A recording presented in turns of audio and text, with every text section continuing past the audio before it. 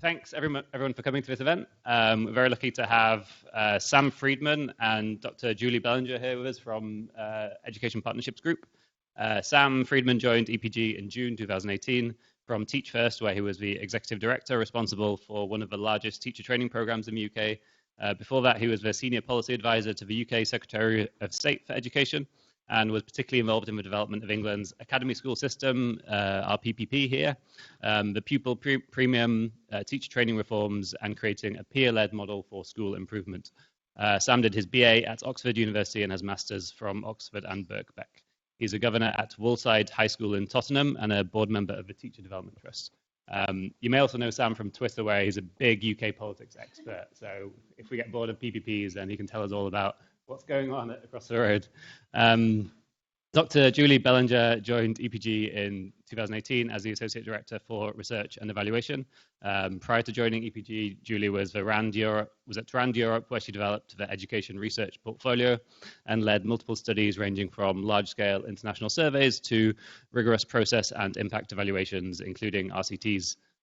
Prior to this, Julie worked at the OECD Directorate for Education in Paris, where she was responsible for developing and implementing the second cycle of the Teaching and Learning International Survey, or TALIS, in 34 countries. She holds a PhD in developmental psychology from the University of British Columbia, Canada. Susanna has the director of the education program here at CGD, and I both worked at EPG just over a year and a half roughly ago. So we're going to be extra tough on Sam and Julie to show we're not being biased here.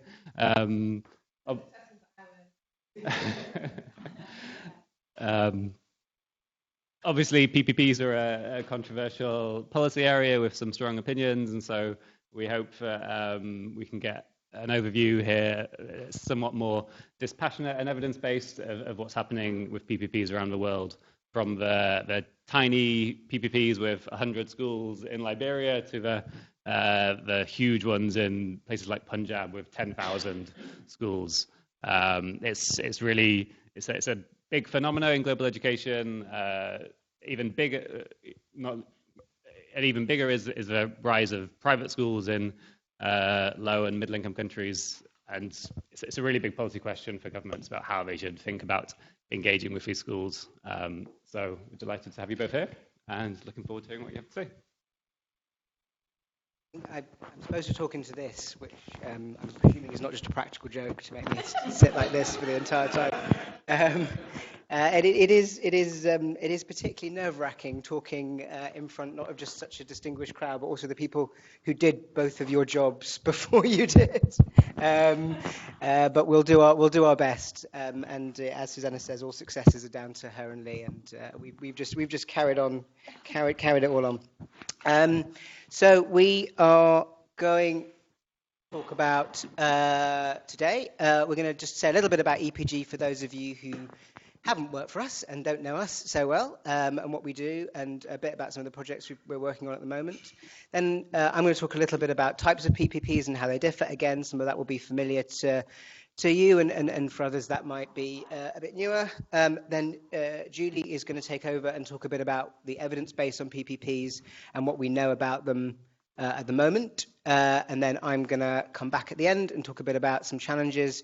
And also, because I certainly don't think we have anywhere close to all the answers on this, I think we mainly have questions. I'm going to throw a couple of questions to you all for discussion when we finished that are very much on my mind as we think about this work at the moment. So who are we and what do we do? So we are a not-for-profit consultancy that partners with governments.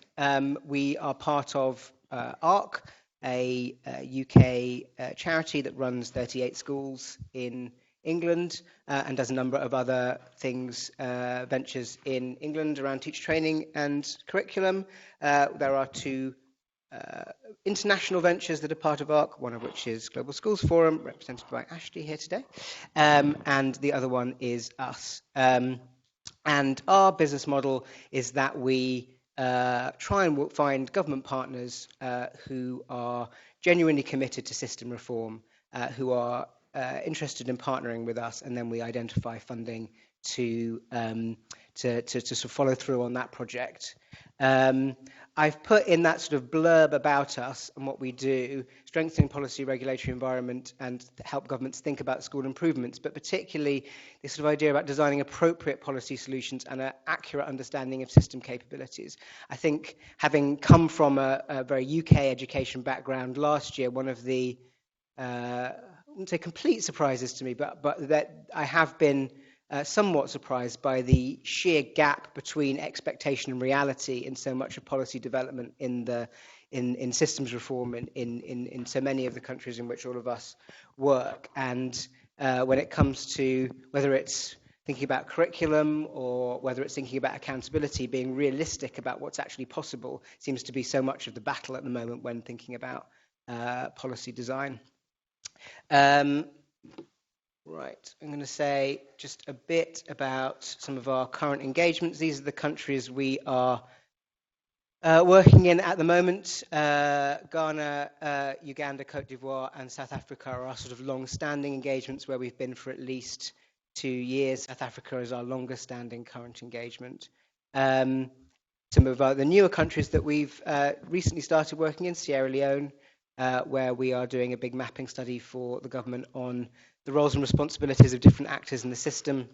Ethiopia, where we've done an initial piece of work on the subject of PPPs to introduce the government and ministry there to the concept of PPPs, having for the last few decades been a Marxist revolutionary party. PPPs are quite new to them. And then Cambodia, which I will talk a bit more about in a minute. I won't go through everything we're doing in every country, but just to pick out a couple of things that are particularly relevant to the topic we're looking at today.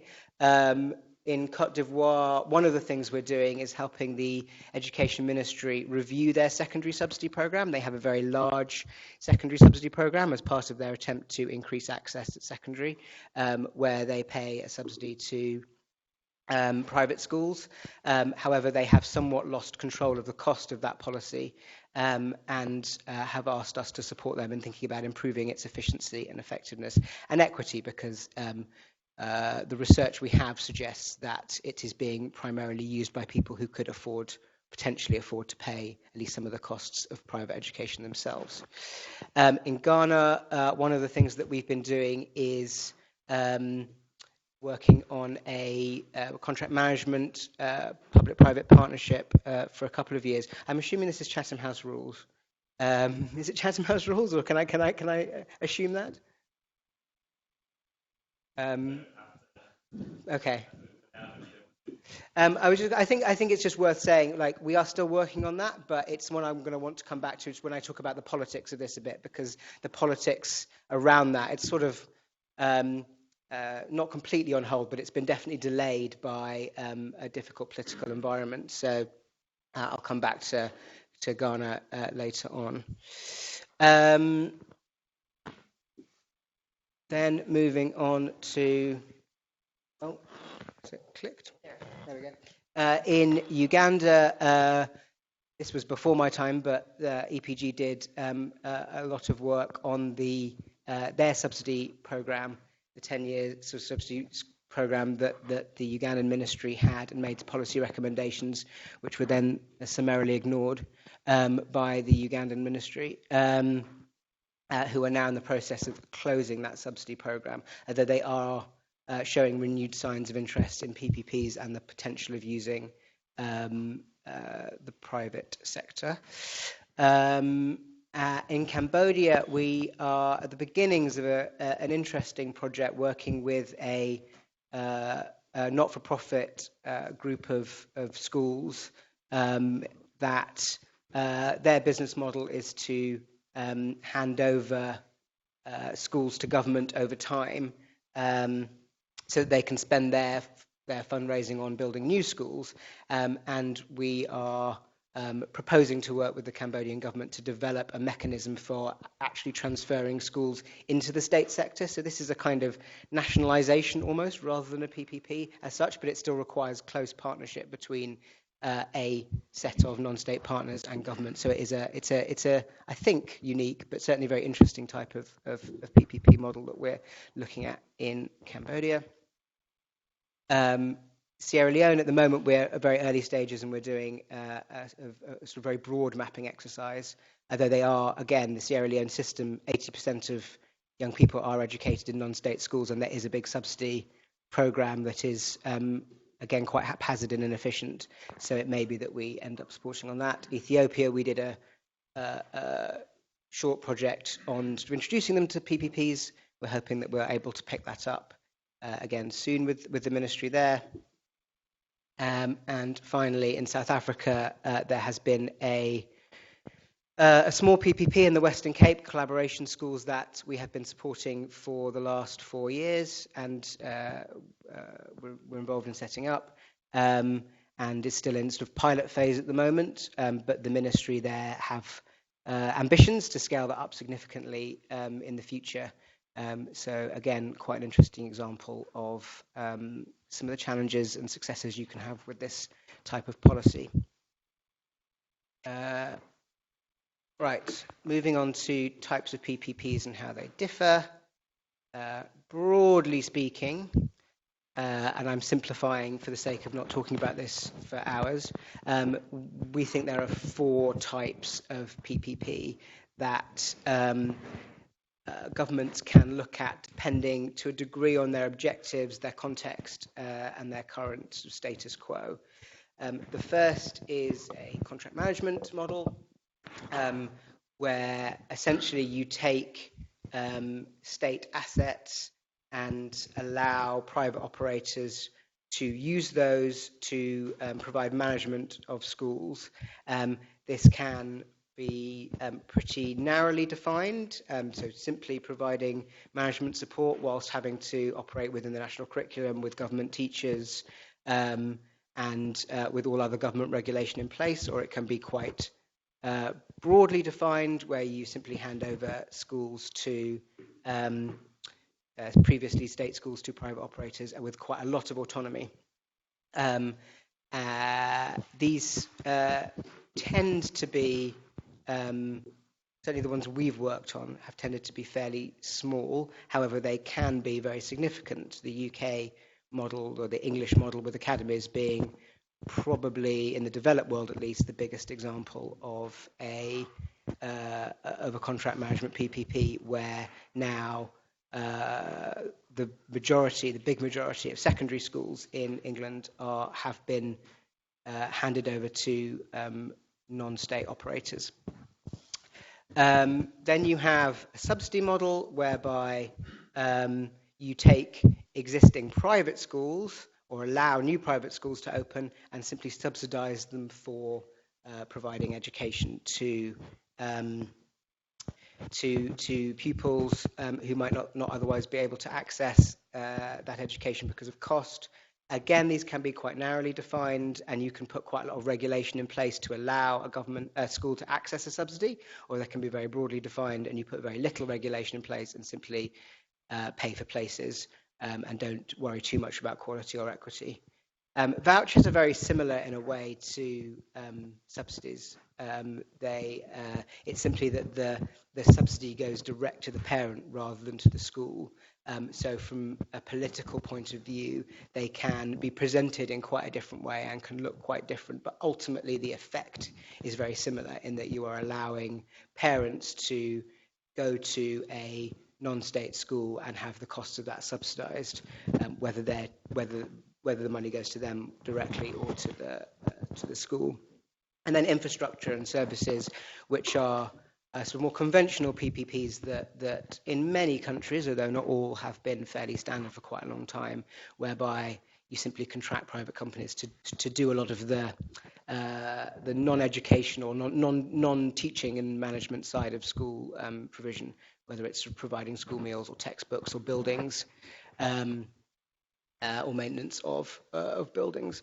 And interestingly, when we did the work in Ethiopia, the ministry felt that if they were going to go down this road of PPPs, that that they would want to start with something in the infrastructure and services space because firstly, it would be more straightforward to run, and secondly, it would start to get people used to the idea that you could contract private companies to provide services. But I won't talk much more about that type of PPP because it's not the type we particularly work on. One thing I will say is obviously the politics of PPPs, as Lee said at the beginning, is very fraught, and a lot of that, in my view anyway, is down to ideology and the interests of the different actors in the system on both sides. Unsurprisingly, if you run a private school group, then you're going to think it's a good idea on the whole. If you feel threatened by the presence of new operators of schools in your country, then you're going to think it's a bad idea on the whole. So I think a lot of the debate, the very polarized debate we get in this space, is driven by ideology and vested interests rather than evidence. And that's something we can come back to later in the conversation. But one thing I have really noticed is that certainly in the countries that we've worked, the contract management model seems to be much more controversial than the subsidy model, even though actually the transfer of resources from the state to non-state is the same and potentially higher in a subsidy model. There's something about the act of taking an asset that previously was used by the state and giving it to a non-state actor that is particularly contentious. And I think that we saw that with the Liberia PPP, which got a very outsized amount of attention for the scale of program that it was, but because it was presented as being a sort of a grab of state assets, it's more emotive. Similarly, in Ghana on the PPP we've been working on there, which is very similar to the Liberia model in many ways, with some important differences. But nevertheless, the unions and other stakeholders there have been very aggressive in seeing it as privatization and being a takeover of state assets, where in Cote d'Ivoire, there is no real, well, certainly not anywhere near the same level of political anxiety about what is a very substantial subsidy scheme, nor in Sierra Leone, nor in lots of countries that have similar programs. In Cambodia, the schools that we're looking at transferring to, what we would consider transferring from non-state to government, the government already consider to be government schools because they're providing a subsidy. So the nature of the political argument seems quite disconnected from what's actually happening, and a lot to do with the way that things are presented and how people react to that. I'm sure that's something we might want to come back to in discussion as well.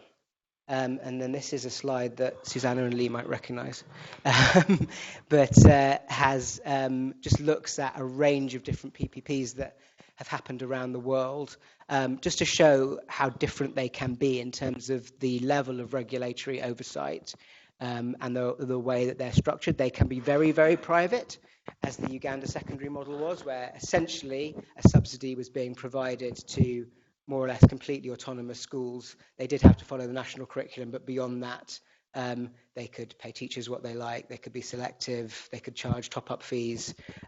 It was simply a transfer of resources.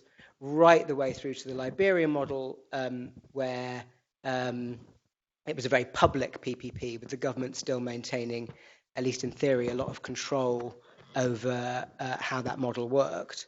I mean, I think the Ghana design is even a next step along, if you like, because it wouldn't have allowed any for-profit schools either, which sort of adds an even more kind of regulatory element to the structure of the PPP. And then you have lots of mixed models in between that allow various levels of autonomy. So I think the main point to make about this slide is that PPPs are very broad in terms of policy design and what you can look to achieve. You can go from very autonomous ones to very regulated and controlled ones.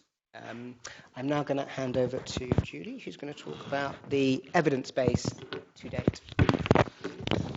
I don't know if this one works, or I might just go with this one. Can you hear me okay? Yeah? Great. Okay, so good afternoon, everybody. My presentation, my part of the presentation wouldn't have to be that long, really. I mean, we were just having a conversation before the presentation with Laura from PEAS here and Sam saying, how might you summarize a little bit the evidence that you keep hearing when you go to conferences like UCFIT or CIES or RISE? And it's like, what does the evidence say about PPPs? And you could mime it and it would look something like this. Basically. So in short, there's a lot of mixed findings as to whether PPPs can increase quality and equity of education.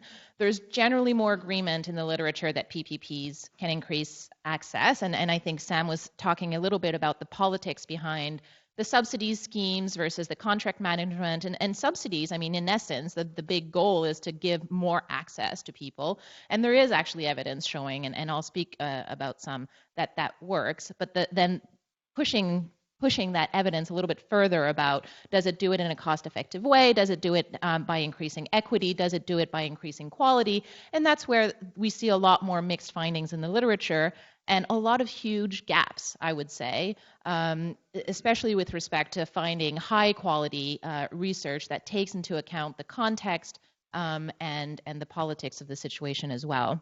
And then there's the whole question about the public sector delivery realities, how to interpret those research findings, and the capacity for implementation, which you can set up the best PPP in the world, and you can test it with the best RCT, and you can control everything the best way that you can, and say that you find the evidence, but then what is there?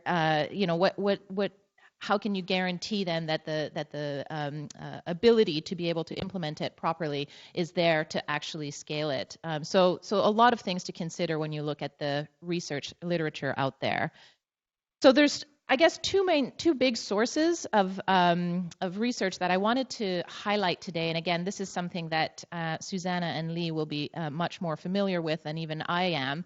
But coming back to the PPP review that was commissioned by EPG before my time, really looking at the rigorous literature out there. These are the studies that were identified as high quality or medium to high quality according to specific criteria, and 22 studies looking at different evaluations and studies on contract schools, subsidies, vouchers, and a combination of subsidies and vouchers.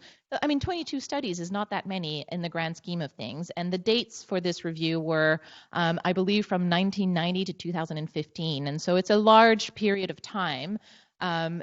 Including peer-reviewed and also gray literature. So it cast a really wide net to try to capture as much of the evidence as possible. And so for me, one of the key take-home messages here is that, well, there's actually not that much really high-quality evidence out there. And yes, there's some positive, but there's definitely some mixed in there as well. And when you look at the number of studies by the type of PPPs, it's really very, very small numbers. We're talking about here only 3 studies on the contract schools, 9 on the subsidies, and 8 on the vouchers. And, in some of these cases, there's a bit of a variety of countries in which they were tested, and others a lot less so of a variety of countries as well. So I think that, basically the take-home message is really this, like, what does the evidence say? And, well, there's a lot of mixed findings in here as well. And I'm going to come back to a couple of studies here in a little bit more detail. But before doing that, I want to highlight another source now, a tool that can be used to kind of access the evidence on PPPs. And this is a new website that we've just launched a couple of months ago. It's called the Education Partnerships Between State and Non-State Sector. It's an evidence hub, and the web address is on the slide here. But basically, this is, to our knowledge, the first user-friendly online platform where we tried to catalog the evidence on collaborations in the education sector between public and private sectors. So we've done this in collaboration with the Real Center at Cambridge University. We used a different approach than the review, by which, in this case, we didn't evaluate the quality of the studies included here. Instead, we used only peer-reviewed research as kind of a proxy to say if it's peer-reviewed, then it's been peer-reviewed for quality at least at some point before it got there. But it also means we're not including gray literature at the moment on this website. So, so for example, the review that EPG published in 2017 is not included in here. So on this website, we've got over 80 studies that have been cataloged. And what we've done with these studies is we've tagged them, and we've tagged them according to the type of PPP that it looked at, the region in which the study was conducted, and the country. We tagged it according to whether it's an open source study or not. And we also provided user-friendly summaries so that other people who don't necessarily have access to the article itself, or who are not researchers, could understand the main message coming from that study. And you can search, you can search by filters on the website, and we have high hopes to be able to develop the website to develop even some summaries of evidence by type of PPP, for example, and look at, across different regions as well, and pull out some of the key messages that we can get from these studies, as well as include some research from the gray literature and other places as well. At the moment, we just need to find more funding to do that, so and time. But I think it's a good start. It's kind of this one-stop place where you can go and find this evidence. We'll be updating it twice a year, so to make sure that it stays up to date. At the moment, the literature on there is between 2010 and 2018. We're just about to conduct the next update in November, so we'll add more articles in November as well. So yeah, so if you have any questions about that and how we might be able to use this, then yes, definitely let me know, and I'm happy to provide you with this information. So so that's what this slide is talking about. So the next steps will be eventually to try to make this even more useful. On that platform, this is a bit of a breakdown of the kinds of studies, the studies, the kind of PPPs that are covered. And you can see that actually similarly to the review that was published by ARC, the studies on vouchers are quite, they have the biggest proportion, I guess, of the studies on that website, but much smaller number on contract schools and subsidies. And there's a huge general portion, which is what Sam was mentioning earlier about that fourth option that's either not really specified, or it's these infrastructure or other ways of collaborating with the private sector, which, much bigger portion of the research that we were able to look at that's been published is about that, as opposed to studies specifically on vouchers and subsidies. And again, this is very much in line with the review that was conducted that ended up finding only 22 studies. I think if that review had included other types of collaborations, it would have had a lot larger number. So just useful to know. Also useful to know that a lot of the research comes out of South Asian contexts. The second largest is in Sub-Saharan Africa and also in Latin America, but a lot less elsewhere in the world. The other thing that's not on these slides is that a lot of the research focuses on secondary. There's a little less on primary education and almost none on pre-primary, a really huge gap, I think. And we're hearing from the governments where we're working that they require some help. We're doing some research in pre-primary in Cote d'Ivoire. I know that Uganda, Lee or others have done research before my time, one at EPG as well. So there's very, very little research done covering those areas as well. So identifying the gaps, I think, are also important so that we can try to focus our resources and our efforts there. I don't want to take too much time, but I do want to try to use a case study to try to say, okay, now how do we take all that information, the information from that review, the information from this website, the information from the work that we're doing, our own experiences, and how do we try to put it all together to get a sense of understanding, when a PPP might work, how it might work, and what some of the challenges are, which Sam will be speaking about after as well. So I want to speak about Uganda, and I'll be talking about some of the work that Lee has been involved in as well.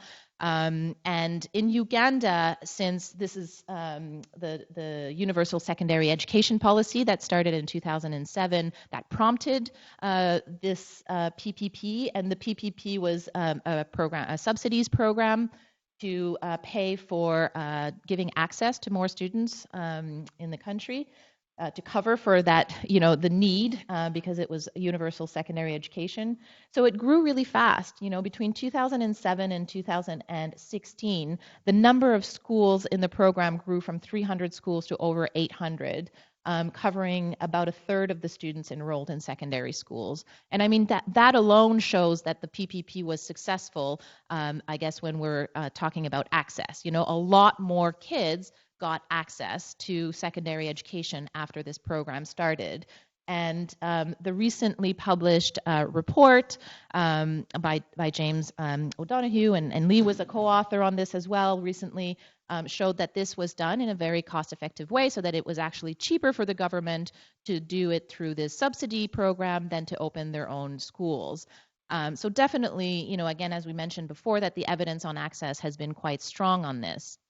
The evidence on quality, I would like to say that it was positive, but in a weak way. I mean, there was a few studies published.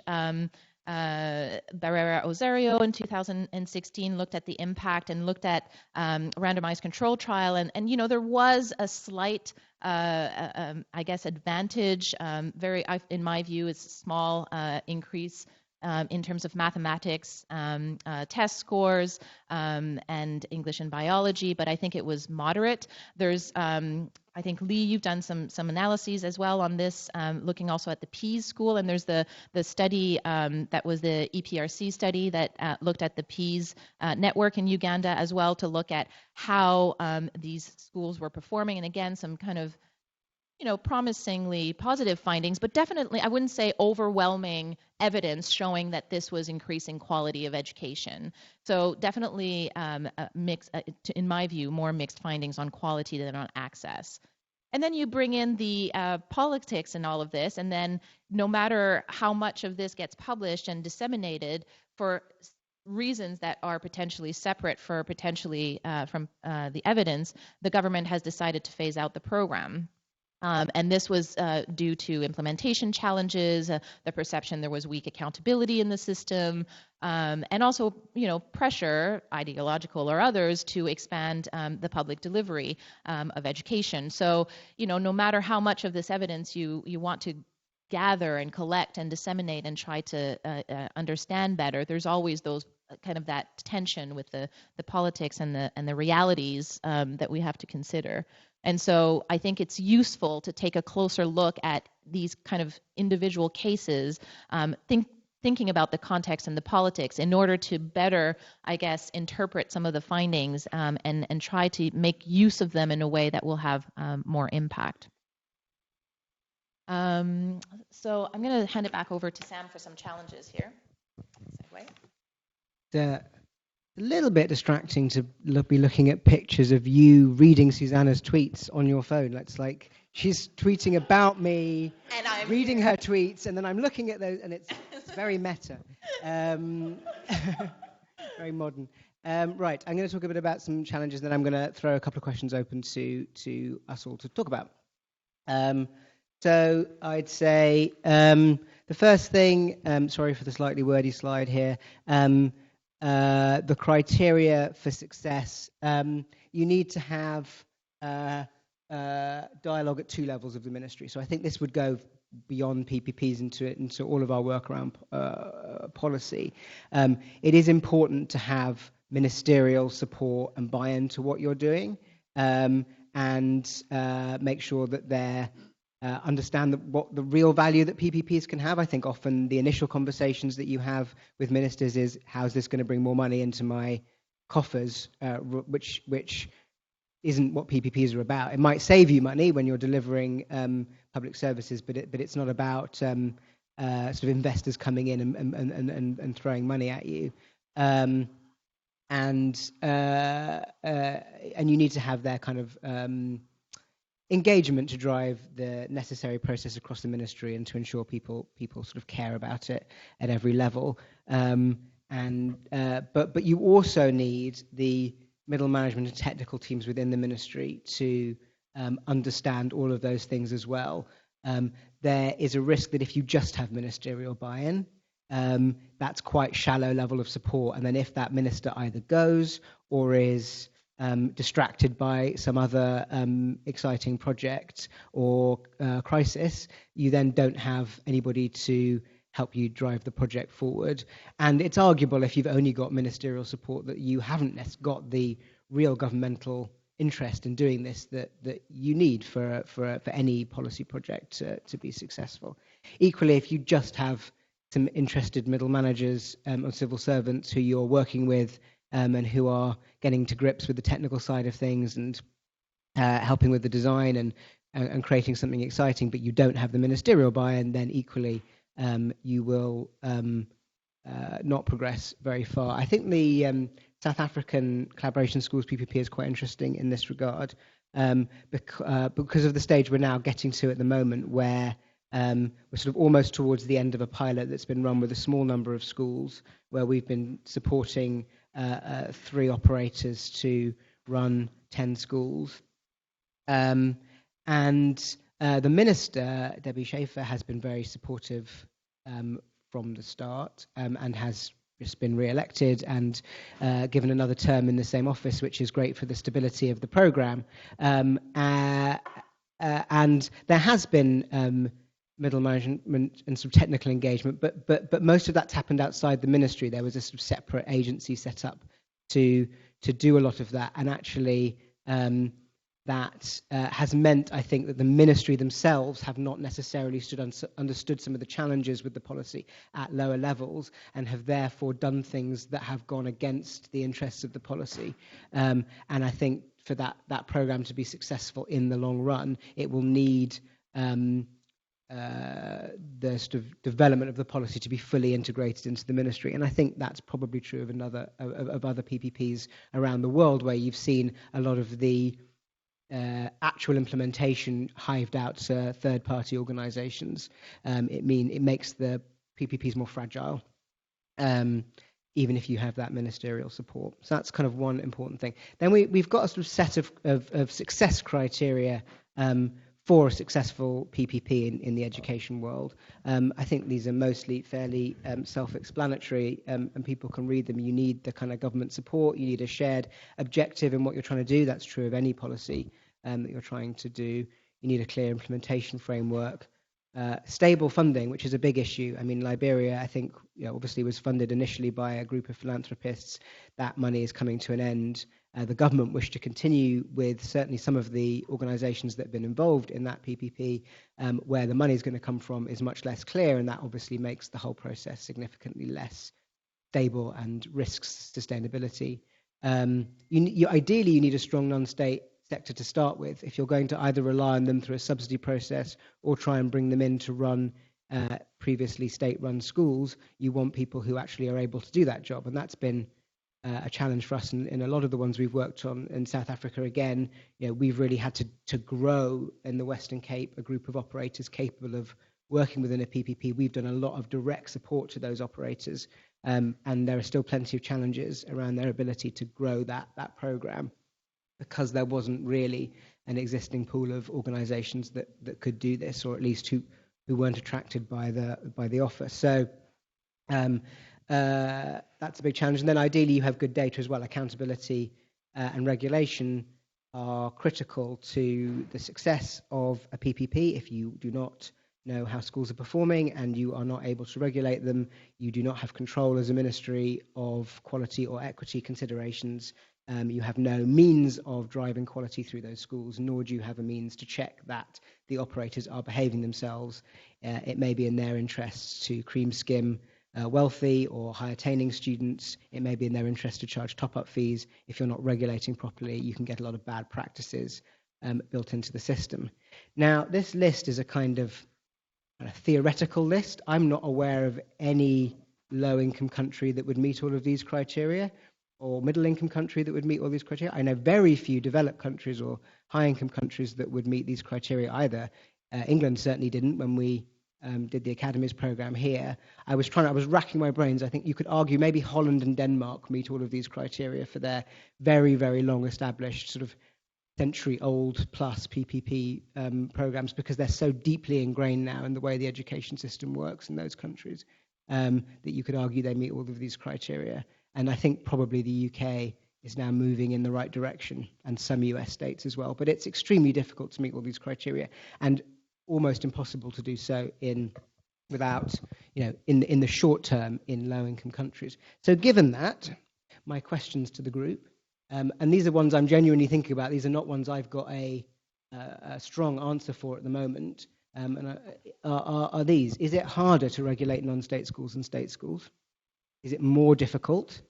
And as a sort of related question, is a poorly regulated state sector preferable to a poorly regulated PPP? So if you have to pick between, we all agree that having a well-regulated PPP that met all those success criteria would be ideal, but given that isn't realistic in most of the countries in which we work, certainly, or would consider working, do we prefer to have a state sector where, in most cases, there's very poor regulation and actors can do what they like, or is it actually worse to have a poorly regulated PPP? And are they materially harder to regulate? I think I just throw a couple of comments in before throwing it open.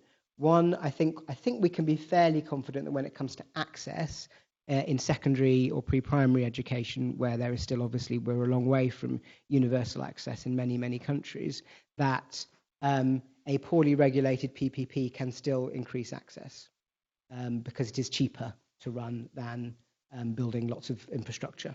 So I think we can be relatively confident that if your objective is simply to increase access, and you're not worried about quality or equity particularly, then a poorly regulated PPP will do something that is more effective than if you try and do it through a state mechanism, at the very, very minimum. I think the other thing, which I'm less confident about, but I think is probably an advantage of a contract management model, is it allows you to test models of regulation in a more controlled environment than simply trying to apply pilots to the existing state sector.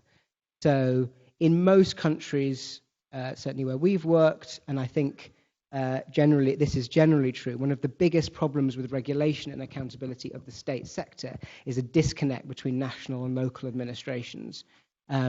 Either because local government simply isn't managed at all by the Ministry of Education. They are responsible to a different ministry, which means your lines of accountability are immediately broken at the first step, which makes it extremely difficult to then pilot accountability further down the chain, or because they might be responsible to the ministry, but in practice implementing that relationship at distance and with few staff is extremely difficult to do.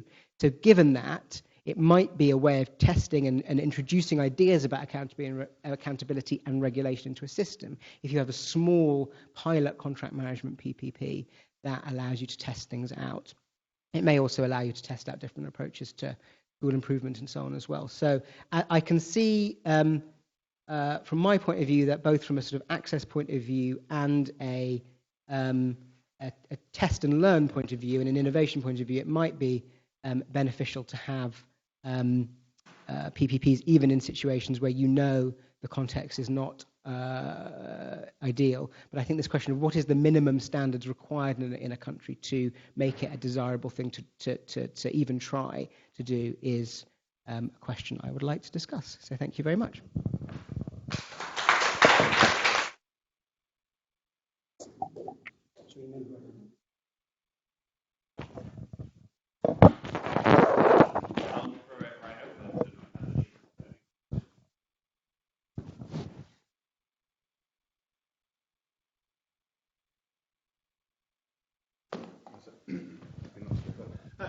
So I'm Matthew Dukes from RTI, and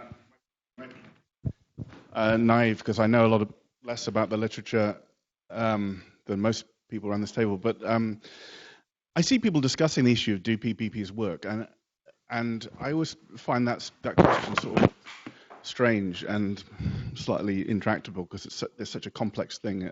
The idea that you could do one trial and hope to get an answer, yes, state provision is better, no, private provision is better, without digging into the complexity of it. And there are a couple of ways in which I thought you did a nice job of digging into the complexity. Like that chart of the different types of PPPs and the different contexts, the teacher unions and all that kind of thing across the world, is one way to break it down, and also that they're achieving different outcomes.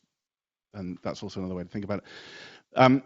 But the thing that I wanted to ask was about mechanisms. I feel like it would be a lot more tractable to answer this question if you could really pin down the mechanisms and work out why they work. And I mean, I don't know what they are, but I'm presuming it's, better resources, smaller classrooms, better curriculum, motivated teachers, not working with teacher unions, I don't know, but whatever it is. But what is the progress in the evidence base in trying to really pin those down as a means to answering the broader question? Should we take a couple? Yeah. Thank you. My name is Capital Advisory Company. I've been involved in a lot of low-cost private schools projects, particularly in the Philippines, in years gone by.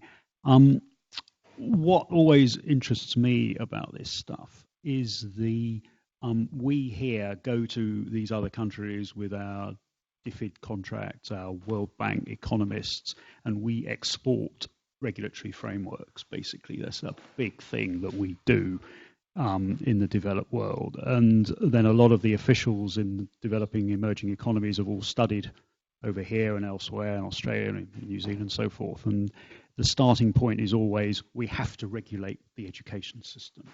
In an emerging economy where you're never going to have a tax base that's going to provide the sort of publicly funded systems that we're used to having in the West, where donor reliance is often critical to just keeping the show on the road, surely it's better to have a much freer market and encourage education entrepreneurs to set up. I mean, that would be my thesis, and not to worry overly about it. I realise this might be a bit of a heretical comment in present company, but not to worry too much about the regulatory environment, because if you do that, you don't necessarily get the progress and the innovation that you want to see. That's my observation. Thank you.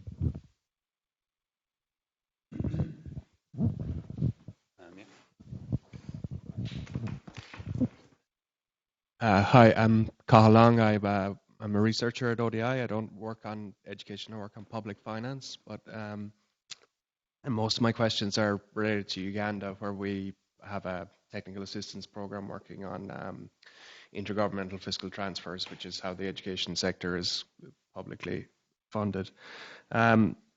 So in Uganda, should donors have done something differently with regards to the PPP policy? I'm thinking in particular about the World Bank providing a program for results loan, which the Ministry of Education then earmarked towards constructing secondary schools, and at the same time defunded the public-private partnerships. What has happened to the 800 schools now? And is there any hope of government bringing back the subsidies for those schools?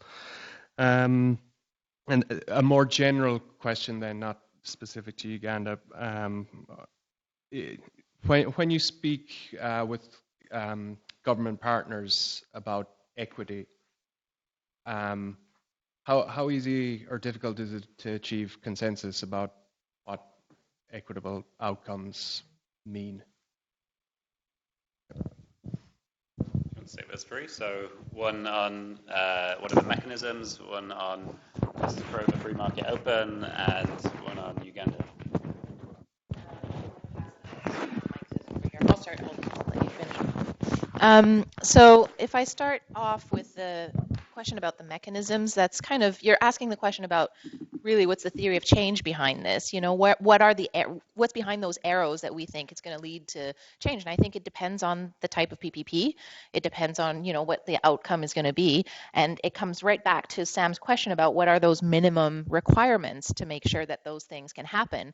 I think it's going to be different from country to country. I think it's going to be different by context, and that's part of the problem when you're looking at a lot of this literature, is that being able to, extract what will actually be the mechanism that will lead to the best amount of success with a particular PPP in a country is not a straightforward thing.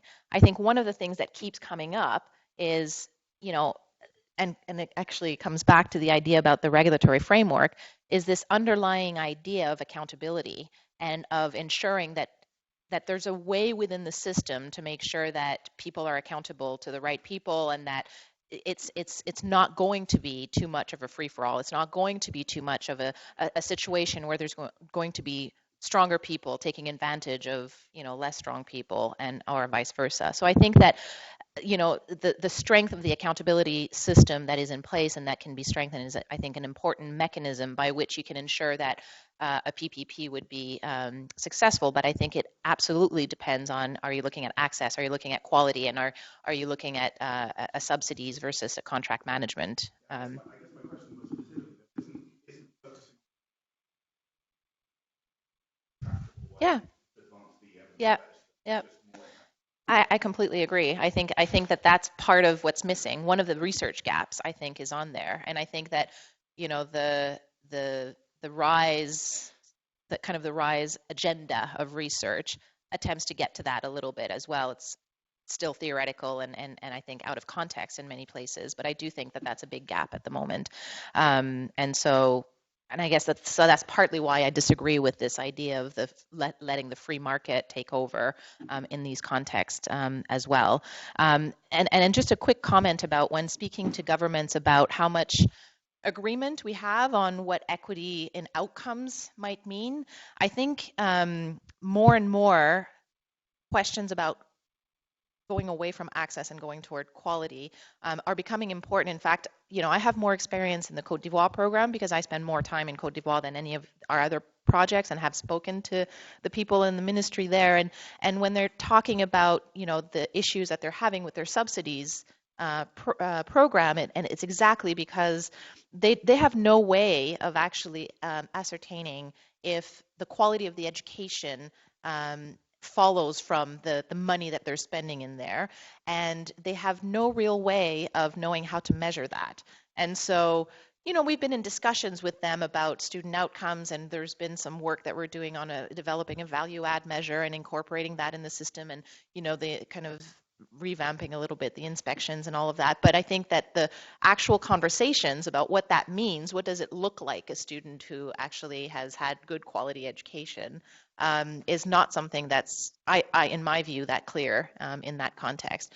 I know that the conversations in Uganda, when the work for that EPG did to help them again do the reform of the inspections, it was the same thing. Those kinds of conversations, there's no clear answer, and they come too late in the conversation. So I don't think there's that much agreement or consensus on that, in my view. Thanks. I'll just pick up on a few points.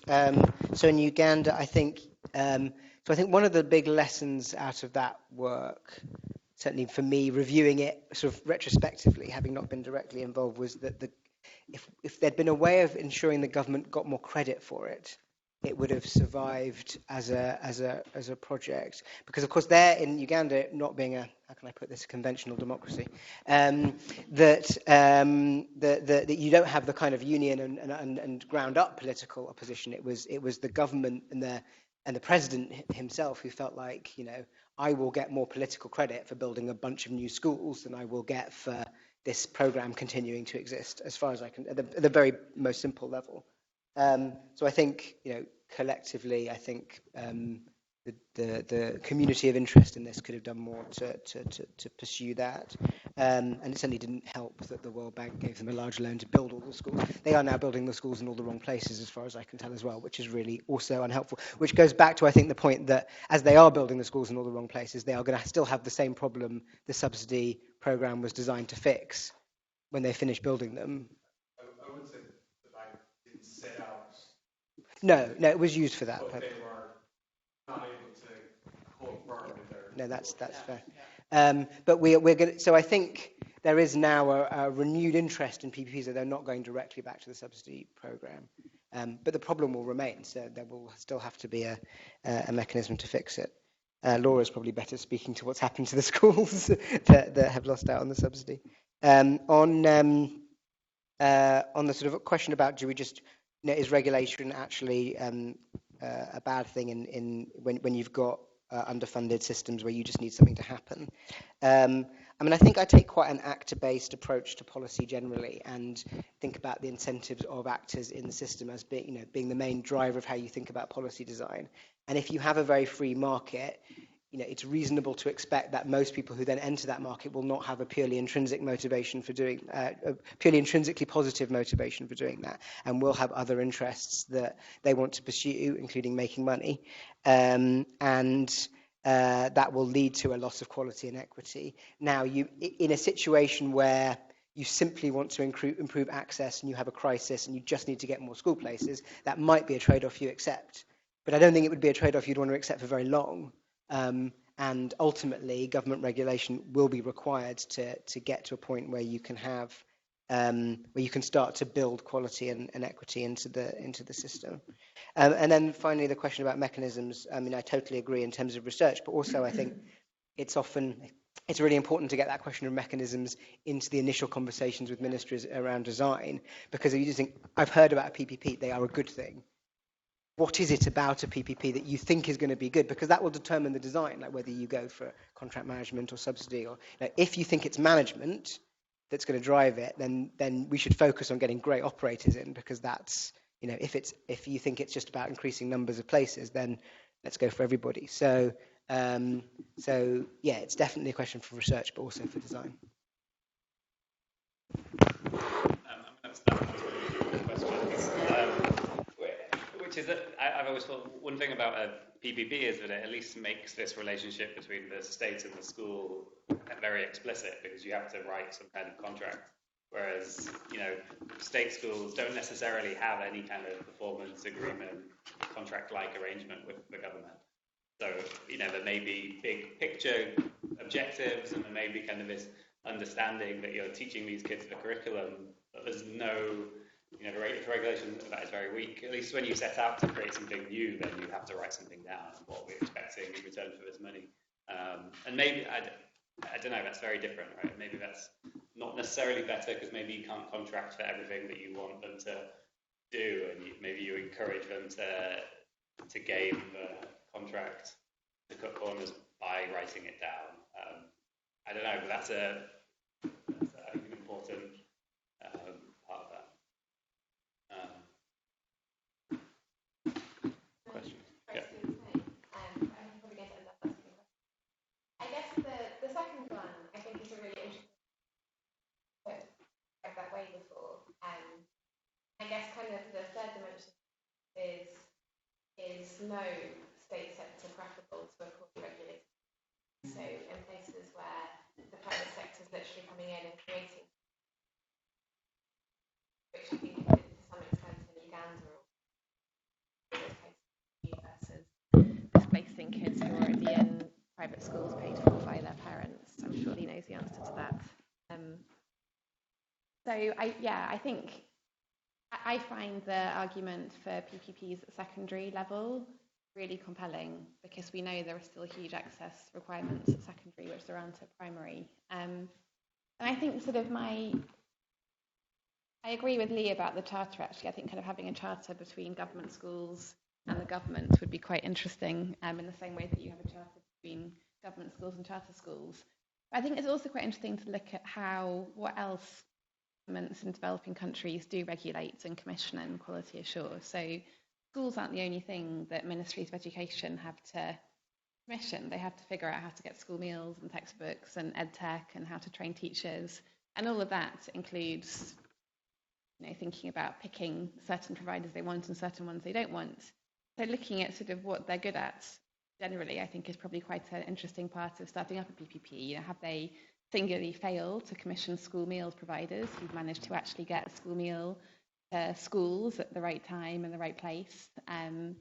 If so, perhaps they're not going to be particularly good at trying to regulate and commission school operators. I also think looking in your kind of diagnostic, looking at the different functions of the system and thinking about, what is it that ministry does well and does badly? Like, do they manage their payroll well, for example? Do they manage their M&E function well? And then potentially looking beyond schools, the things that you run PPPs with, and thinking about, does it make sense to actually outsource the payroll, for example, which we know is one thing that ministries and do spectacularly badly and teachers don't get paid, does it make sense to outsource the data collection and M&E function in the ministry, for example? So I think we get quite hung up on schools, and when we talk about PPPs, I've often thought that maybe sort of thinking about different functions that actually non-state providers could be better providing might be a different way of looking at it.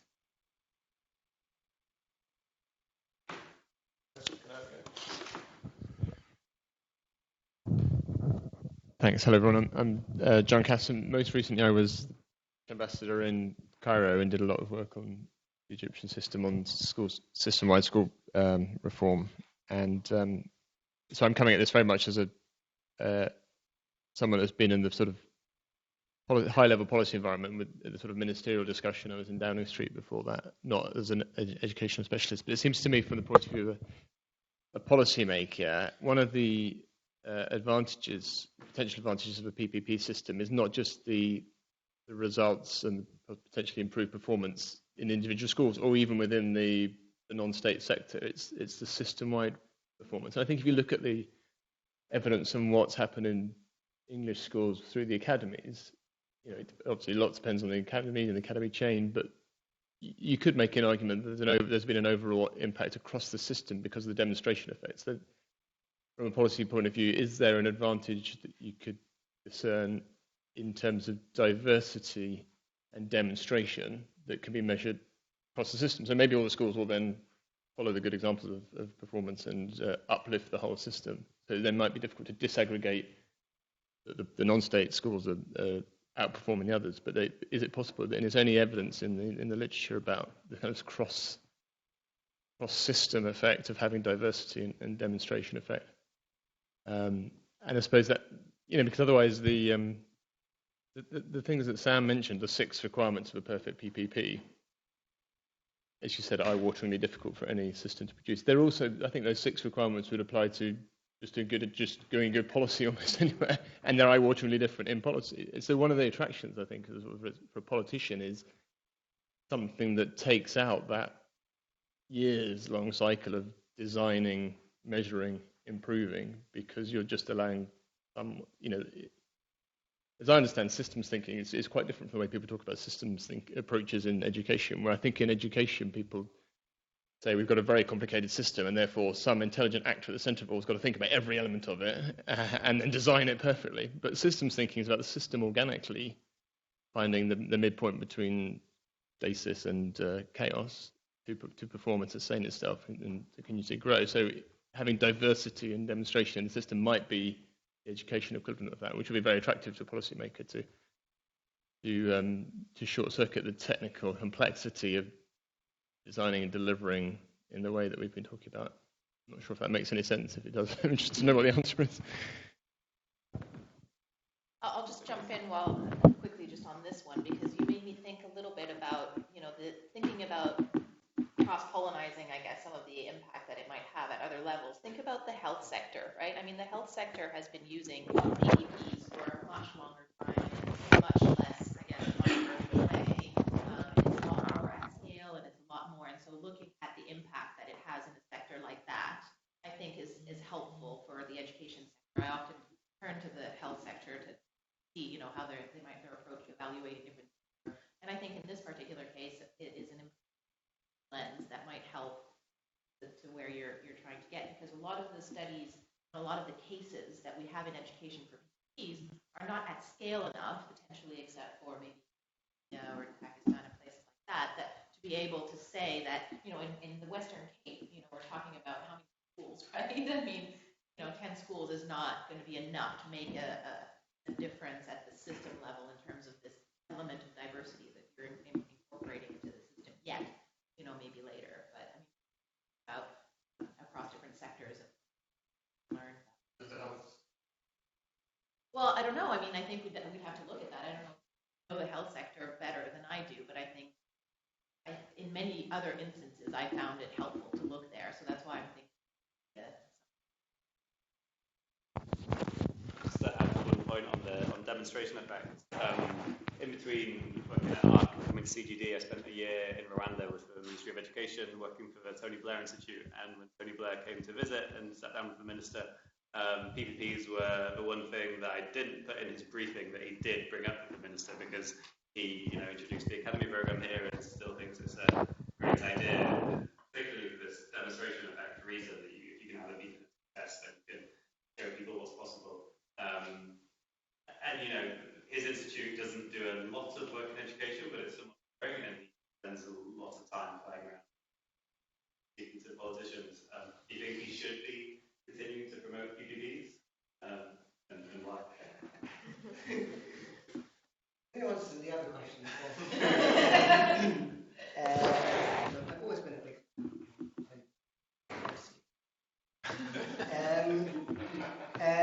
in terms of just a couple of points I wanted to pick up on.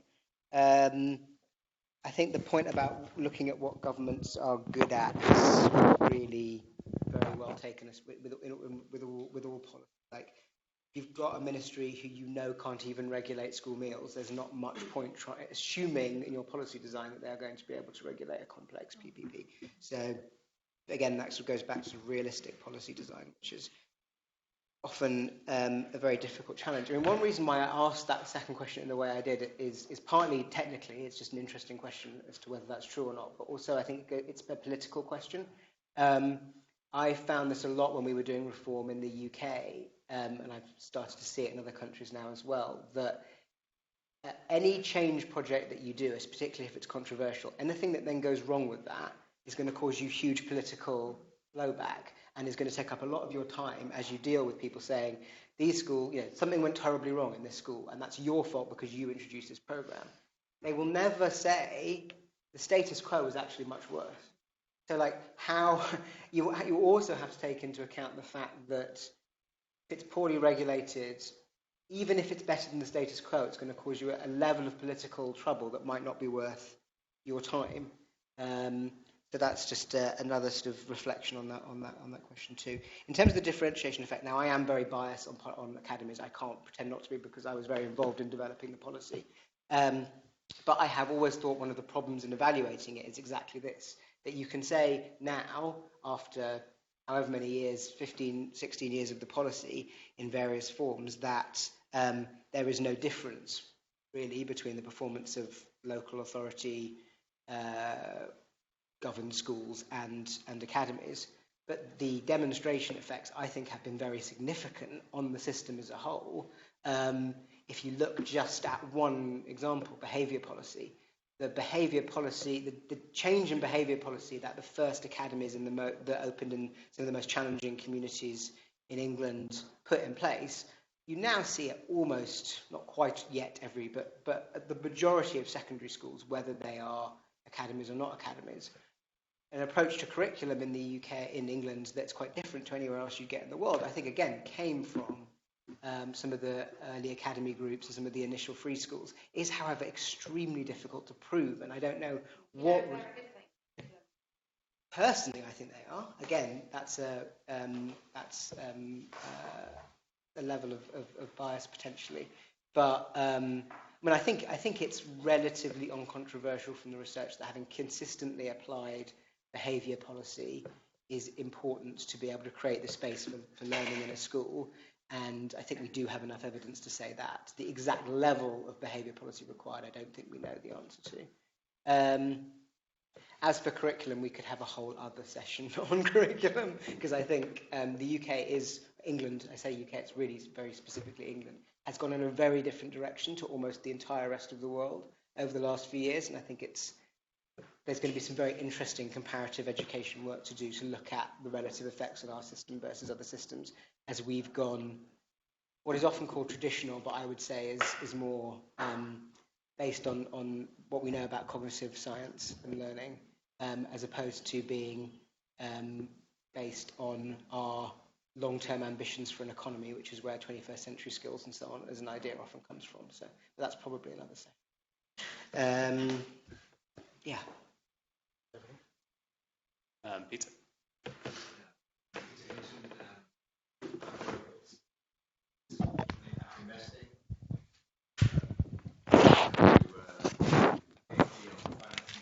Financing of low-cost schools in Africa. But I also work with CAP Plus trying to get finance into low-cost education in Africa. So I think in terms of the discussion questions, it begs another question in terms of what's being regulated. Because it seems to me that one of the problems of regulation at the moment, certainly in Africa, is it's on inputs and not outcomes. So I have a question in terms of the role that can be played to regulate the right things. And then that brings me on to the second thing in terms of competency stroke capacity of government, and going back to what Susanna was saying in terms of what a government's good at. If they're not particularly good at regulating learning outcomes in these schools, is there a case to be made for new institutions to be established, maybe funded philanthropically, maybe funded by schools, maybe funded by government, or a combination, blended finance, to actually play that role as across the system and not just across the non-state system, to hold everybody accountable and at least know what's happening in terms of basic learning. And I'm just wondering whether that's an area worth looking at, because I don't think there's much literature about that, but I just wonder whether it goes hand in hand with, if you're not regulating the right things and you haven't got the capacity to regulate the right things, is there a role for other institutions to come in to play that role?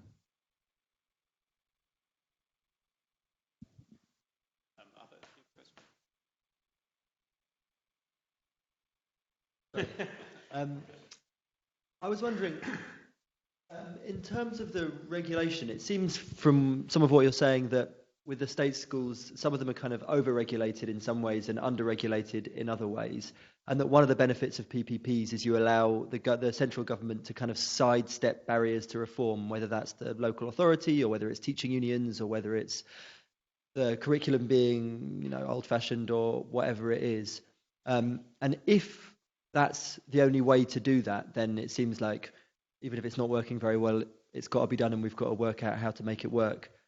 And I'm wondering if there's been any serious attempts by governments to sidestep those barriers without doing a PPP, but within government schools, or whether it's just the case that the kind of government that wants to get rid of those barriers also is the kind that wants to do a PPP anyway.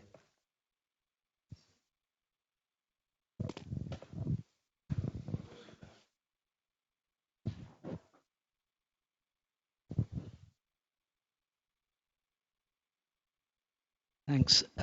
I work with the Citizens Foundation, which builds and runs schools in Pakistan.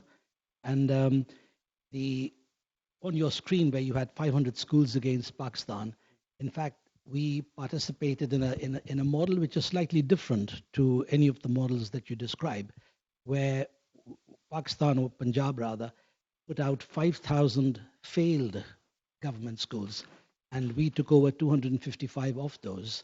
And it seems to me that the way that model works, if you simplify that structure, it actually fulfills. I mean, in your description, you basically said that it improves access, but not necessarily quality. The structure that the Punjab government had kind of achieves both, because the first sort of bit, if you like, is that they pay you per child per month. So you're taking over a failed school, which by definition has a tiny number of students per school, because that's why it's failed. The reason it's failed, of course, is because the teachers don't turn up. There are no desks, no chairs, no roof, no bathrooms, whatever. So your first incentive is to increase the number of children in that school. And of course, there are obviously loads of ways. You bring in teachers, good teachers, you provide some kind of basic infrastructure, and you're being rewarded because the more children you pull in, the more rupees per month per child that you're getting. And they then have a sort of a testing mechanism where not just the board exam, which takes place at matriculation level, but for example, even in between, so that you can actually do these exams so they can check for quality. And of course, you've got this dual criteria. The first criteria is very critical to you because if you're a charity, which is what we are, it's important for you to reduce your net cost per child. And in fact, in our case, it was quite dramatic because we managed to get quite a large number of children into those schools. So it kind of meets that very simple model of having paying per child per month and also having these periodic kind of quasi board exams, or you have the one board exam, but you also have it year 5 and year 6, so that you're checking and you're able to check there were 5,000 schools put out. We took 255, but then they could then grade all the participants by how they ranked in those exams. And while I'm pleased to say we stood first, since, but the fact is that it does, and you then have, I think somebody mentioned this demonstration effect. So by doing this, you're automatically pulling up the laggards who are then sort of you can turn around and say, hang on, you did this, and look, this is what they did, and if you don't do this, we'll drop you. And the criteria, mind you, was that to participate in this, you didn't have to be a not-for-profit. It was open to for-profit as well. Anybody could participate. So the question about free market was also, that box was also ticked. Anybody could participate so long as you could provide children with a good education at a really economic cost. So that was, I mean, we had built 1,200 schools by about 3 years ago before we decided to take this fairly fraught step of participating. I mean, we obviously we had 1,200 schools.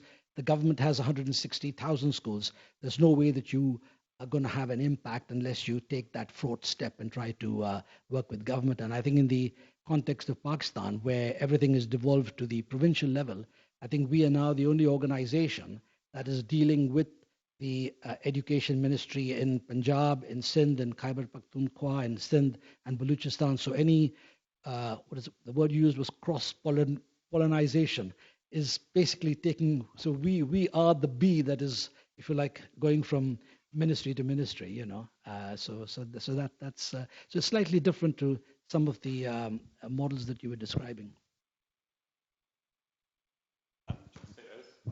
Yeah, I can take those. So I mean, just to start on Pakistan, I didn't talk about it we didn't talk about it because it's not somewhere we've worked so far. I am really fascinated by it, though. Obviously, Punjab has been one of the biggest PPPs out there, and it's had some extremely positive stuff written about it and said about it, and it's had some much more negative stuff written about it. Clearly, it has been successful insofar it has actually handed over a very large number of schools and created a mechanism to regulate those schools. Whether that regulation has created gaming or not, I think, is the big question that I'm really interested in, because it's a very simple form of regulation, and if you have a punitive assessment mechanism and a strong financial incentive, then it certainly, as a design model, it certainly risks gaming behavior. But as I have no personal experience of it, I wouldn't want to judge until I've had a chance to see it, which I'm hopefully going to get in a few months. I'm very much looking for. Well, as I say, I have no expertise beyond what I've read, which is that there's these two kind of arguments about it, and I'm very interested to find out more about it myself. In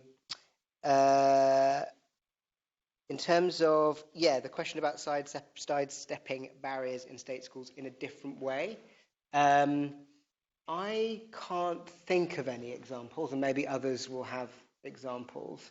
And I think, certainly not anywhere we've worked, and I think it's because they don't have the power within the education ministry to do that, even if they're reform-inclined ministers who would like to do that. So we've had conversations with ministers who are extremely fed up with the fact, for example, that they know the central contracting process for teachers is a mess, and they would definitely like to get around that, but the political power that the unions have is just simply too great for them to take on as a kind of cabinet minister.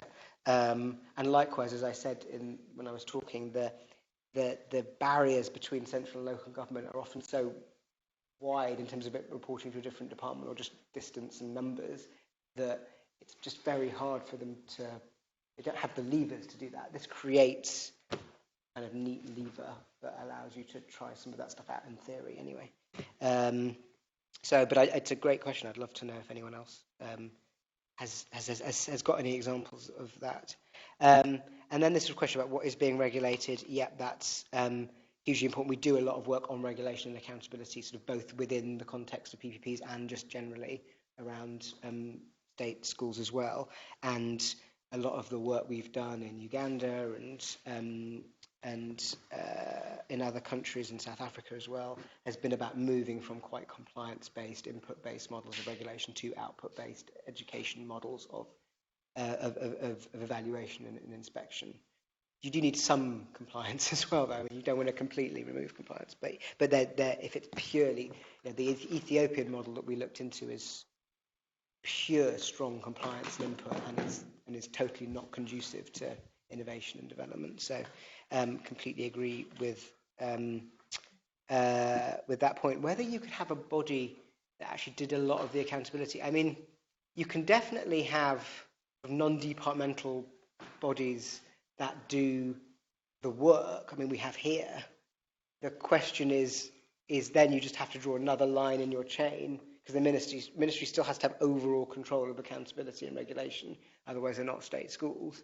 So does adding another body create the opportunity to implement better, or does it actually just mean you've added another link in the chain? I guess it would depend entirely on context and how you designed it, but it's a really interesting idea. Thanks, Sam. It's gone 2 o'clock, so I'm going to let those of you who need to leave. I'm sure we could go on all day, and we probably will. Once people are gone. I told you, I think Tony Blair is an extremely interesting person. So thanks to you all for coming, and thanks again very much, Julie and Sam.